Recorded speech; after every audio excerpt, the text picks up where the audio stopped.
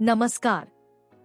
भारत से हजारों किलोमीटर दूर कनाडा के लेब्रेडर तट पर हाल ही में एक बेहद असाधारण घटना सामने आई। एक काले रंग का बर्फ पहाड़ यानी ब्लैक आइसबर्ग। यह हिमशिलांजल स्पष्ट रूप से पारंपरिक सफेद या नीले रंगों से खिलवाड़ करता प्रतीत होता है।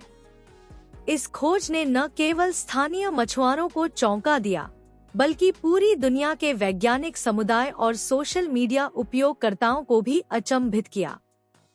अब सवाल उठता है, इसकी असली वजह क्या है और हमें इससे कितना आश्चर्य होना चाहिए। एक मछुआरा हलूर एंटोनियसन, जो अपनी श्रिम्प ट्रॉलर सपुती पर लेब्रेडर के कोएबोनिया तटों पर था, उसने यह विचित्र दिखने वाली संरचना कैमरे में कैद की। उसने बताया कि यह लगभग हीरे के जैसे आकार का, पूरी तरह काला था और आसपास की सफेद नीली हिमशिलाओं से कठोर रूप से अलग दिख रहा था। 50 वर्षों के अनुभव वाले मछुआरे के लिए भी यह एक अनदेखा दृश्य था। वहीं वैज्ञानिकों ने इस अजीब रंग का कारण खोजना शुरू कर दिया और मेमोरियल यूनिवर्सिटी के ग्लेशियल सिस्टम मॉडलर लव तारासोव ने एक संभावित स्पष्टीकरण दिया। ग्लेशियर्स की उपस्थिति के दौरान वंशमूल चट्टानों से आ रही मिट्टी की महीन कण बर्फ में मिलकर लंबे समय तक जमा हो जाती है। इस प्रकार जब आइसबर्ग टूटकर समुद्र में गिरता है, यह गहरे रंग का नजारा प्रस्तुत करता है।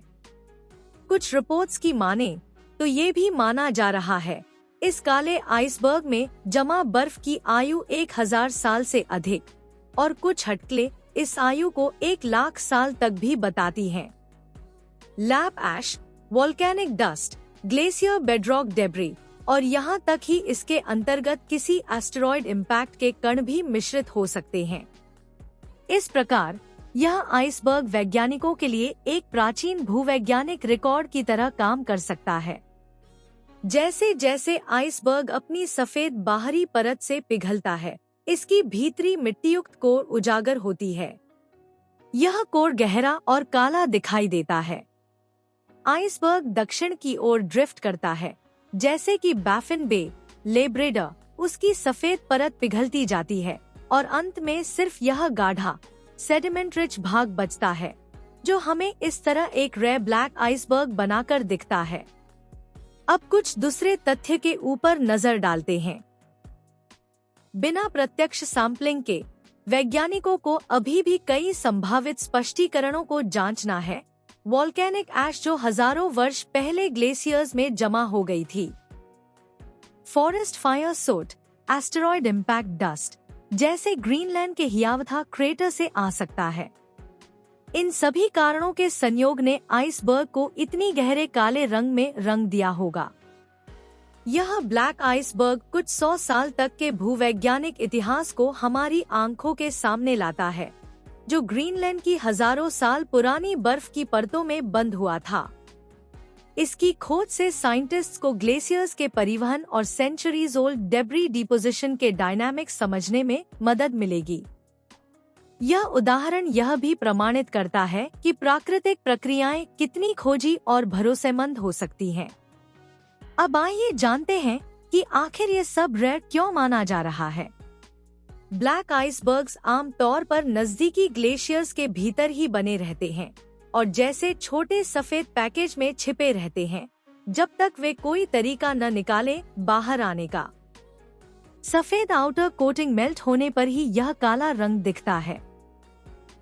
यह घटना आइसलैंड या ग्रीनलैंड के वोल्केनिक ग्लेशियल इंटरैक्शन क्षेत्र में ही संभव होती है। अब इस आइसबर्ग के बारे में क्या प्रतिक्रिया सामने आ रही है, आइए जानते हैं। हलूर नाम के मछुआरे द्वारा तस्वीर साझा करने के बाद यह दावा किया गया कि यह ऑलबर्ग है, जायंट वुली मैमथ जैसा दिख रहा है, और सोशल मीडिया पर यह वायरल हो गया। लोगों ने इंटरनेट पर इसे प्राकृतिक आश्चर्य के रूप में स्वीकार किया और आइसबर्ग्स के इस रेयर स्वरूप के लिए वैज्ञानिक और टूरिस्ट कम्युनिटीज दोनों उत्साहित हैं। यह रेयर ब्लैक आइसबर्ग हमें बताता है कि पृथ्वी की सबसे गहरी परतों में अभी भी कई रहस्य छिपे हैं। यह न केवल ग्लेशियल प्रक्रियाओं का साक्षी है, बल्कि भूवैज्ञानिक इतिहास, संक्रमण प्रक्रियाएं और एनवायरमेंटल डायनामिक्स को समझने का एक अमूल्य स्रोत है। इस आइसबर्ग की दुर्लभता और उपलब्धता वैज्ञानिक और जनहित दोनों के लिए एक अनूठा संकेत है कि कभी-कभी प्रकृति के खजानों को देखने के लिए हमें बिल्कुल अलग नजरिए से देखने की जरूरत होती है। इस बुलेटिन में इतना ही, मिलते हैं अगली बुलेटिन में। धन्यवाद।